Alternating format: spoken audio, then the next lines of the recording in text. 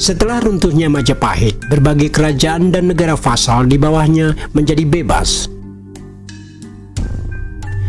Kesultanan Demak menjadi kekuatan terkuat yang baru, mempunyai keunggulan di antara negara kota di pesisir utara Jawa.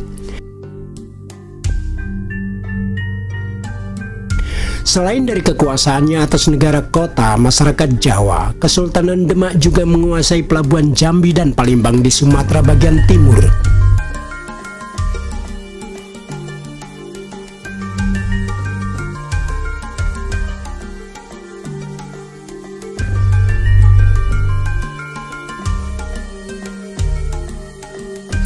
Demak memainkan peran besar dalam menentang kekuasaan kolonial yang baru datang, yaitu Portugis.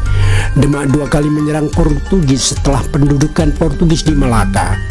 Demak juga menyerang pasukan sekutu Portugis dan kerajaan Sunda membantu pendirian Kesultanan Banten.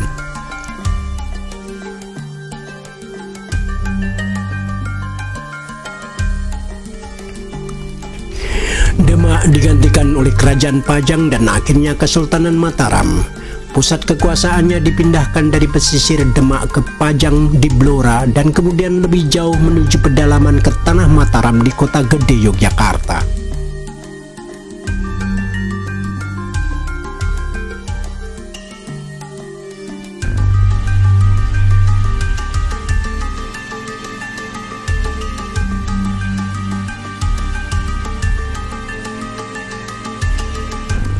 Kesultanan Mataram mencapai puncak kekuasaan dan pengaruhnya pada masa pemerintahan Sultan Agung Hanyokrokusumo antara tahun 1613 hingga 1645.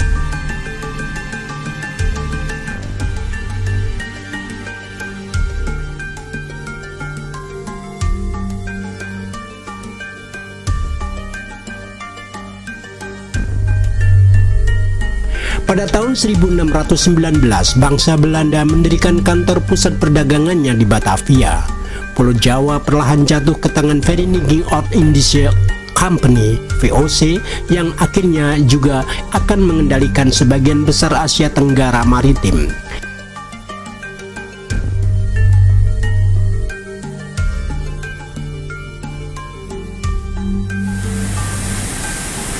Intrik internal dan perang suksesi serta campur tangan Belanda menyebabkan Kesultanan Mataram pecah menjadi Kasunanan Surakarta dan Kesultanan Yogyakarta. Perpecahan yang lebih lanjut di tanah Jawa ditandai dengan Praja, Mangkunegaran, dan Paku Alaman.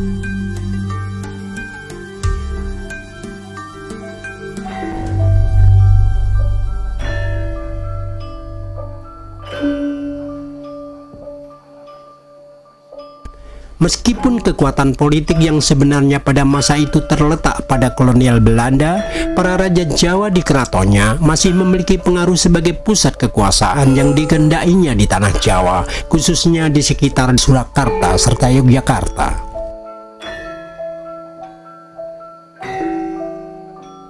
Pemerintahan Belanda terganggu sementara oleh pemerintahan Inggris pada awal abad ke-19. Meskipun sebentar, pemerintahan Inggris yang dipimpin oleh Stamford Raffles memberi pengaruh yang signifikan, termasuk penemuan kembali Borobudur.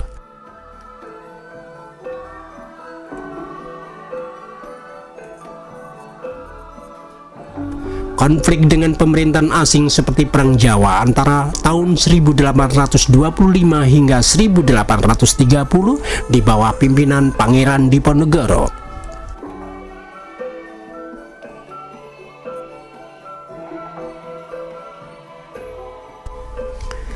Seperti wilayah Hindia Belanda lainnya, Pulau Jawa direbut oleh Kekaisaran Jepang selama Perang Dunia II. Dengan kalahnya Jepang di Perang Dunia II, kemerdekaan diproklamasikan di Republik Indonesia yang baru.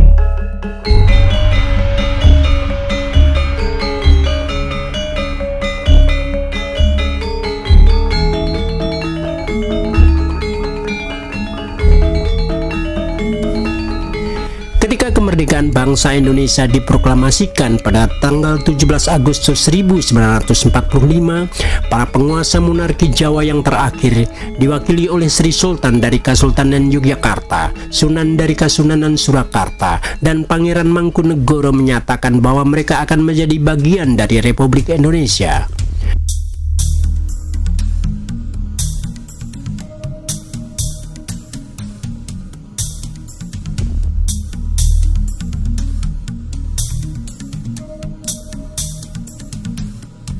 Yogyakarta dan Pakualaman kemudian bersatu untuk membentuk Daerah Istimewa Yogyakarta. Sri Sultan menjadi Gubernur Yogyakarta dan Pangeran Pakualaman menjadi Wakil Gubernur. Keduanya bertanggung jawab langsung kepada Presiden Republik Indonesia. Surakarta kemudian digabungkan sebagai bagian dari Provinsi Jawa Tengah.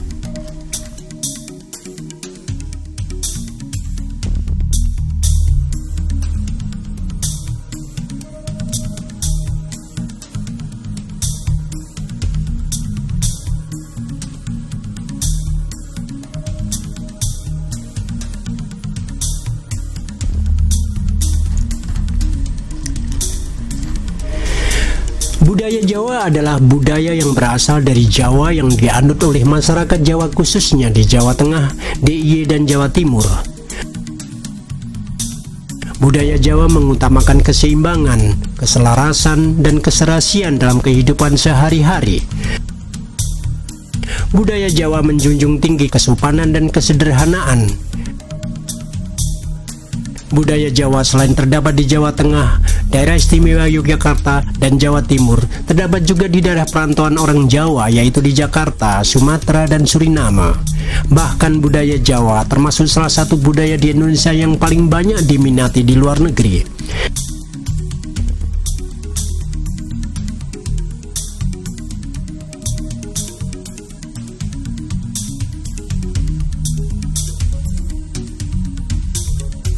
Beberapa budaya Jawa yang diminati di luar negeri adalah wayang kulit, keris, batik, dan gamelan. Di Malaysia dan Filipina dikenal istilah keris karena pengaruh Majapahit.